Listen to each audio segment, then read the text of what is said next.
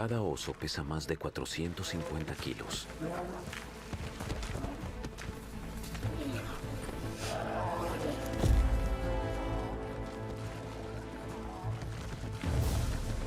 Sus patas delanteras son las más fuertes de cualquier depredador. Y sus mandíbulas son capaces de matar bisontes y lobos. Pero enfrentarse a uno de su propia especie es otra cosa. El oso pardo, en la esquina izquierda, intuye que será una lucha de igual a igual. Para afirmar su dominio, debe convencer al adversario de que es más duro. El adversario se eleva sobre sus patas traseras hasta superar los 2,5 metros de altura, pero no puede mantenerse en pie entre las rocas. El oso pardo le golpea las piernas, tratando de hacerle perder el equilibrio.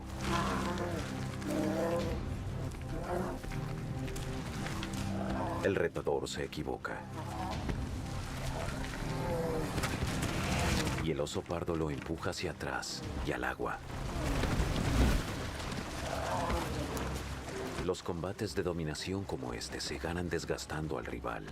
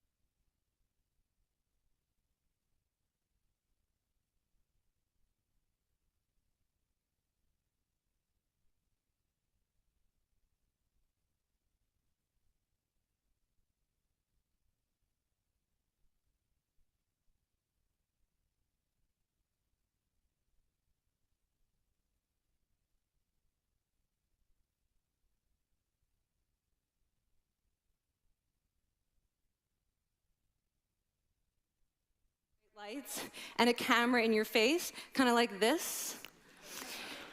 And the evaluators have been trained to give you discouraging nonverbal feedback, like this.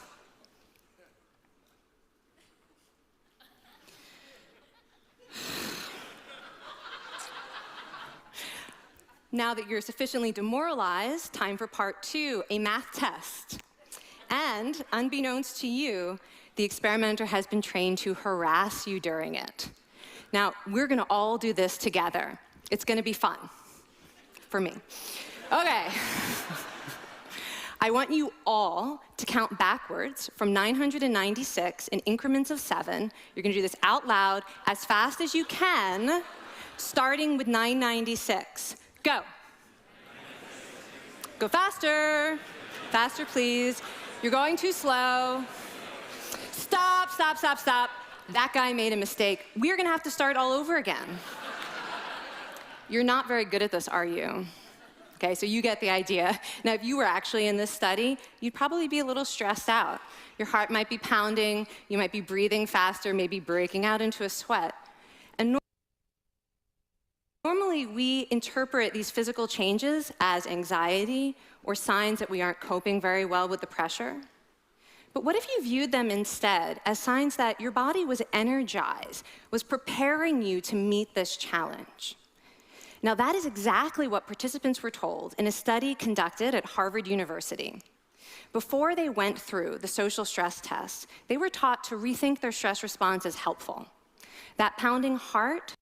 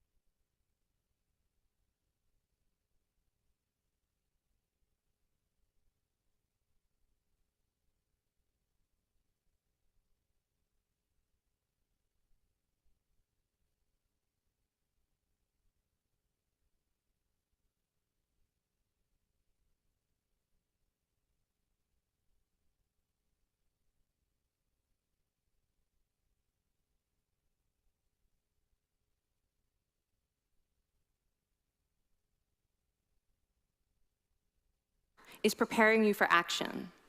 If you're breathing faster, it's no problem. It's getting more oxygen to your brain. And participants who learned to view the stress response as helpful for their performance, well, they were less stressed out, less anxious, more confident. But the most fascinating finding to me was how their physical stress response changed. Now, in a typical stress response, your heart rate goes up and your blood vessels constrict like this. And this is one of the reasons that chronic stress is sometimes associated with cardiovascular disease. It's not really healthy to be in this state all the time. But in the study, when participants viewed their stress response as helpful, their blood vessels stayed relaxed like this. Their heart was still pounding, but this is a much healthier cardiovascular profile. It actually looks a lot like what happens in moments of joy and courage. Over a lifetime of stressful experiences, this one biological change could be the difference between a stress-induced heart attack at age 50 and living well into your 90s. And this is really what the new science of stress reveals, that how you think about stress matters. So my goal as a health psychologist has changed. I no longer want to get rid of your stress. I want to make you better at stress. And we just did a little intervention. If you raised your hand and said you'd had a lot of stress in the last year, we could have saved your life. Because hopefully the next time your heart is pounding from stress, you're going to remember this talk, and you're going to think to yourself, this is my body helping me rise to this challenge. And when you view stress in that way, your body believes you, and your stress response becomes healthier. Now, I said I have over a decade of demonizing stress to redeem myself from. So we are going to do one more intervention. I want to tell you about one of the most underappreciated aspects of the stress response. And the idea is this: stress makes you social. To understand this side of stress, we need to talk about a hormone, oxytocin. And I know oxytocin has already gotten as much hype as a hormone can get. It even has its own cute nickname, the cuddle hormone, because it's released when you hug someone. But this is a very small part of what oxytocin is involved in. Oxytocin is a neurohormone. It fine-tunes your brain's social instincts. It primes you to do things that strengthen close relationships. Oxytocin makes you crave physical contact with your friends and family. It enhances your empathy. It even makes you more willing to help and support the people you care about. Some people have even suggested we should snort oxytocin to become more compassionate and caring. But here's what most people don't understand about oxytocin. It's a stress hormone. Your pituitary gland pumps this stuff out as part of the stress response. It's as much a part of your stress response as the adrenaline that makes your heart pound. And when oxytocin is released in the stress response, it is motivating you to seek support. Your biological stress response is nudging you to tell someone how you feel instead of bottling it up. Your stress response wants to make sure you notice when someone else in your life is struggling so that you can support each other. When life is difficult, your stress response wants you to be surrounded by people who care about you.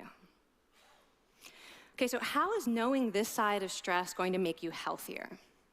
Well, oxytocin doesn't only act on your brain, it also acts on your body. And one of its main roles in your body is to protect your cardiovascular system from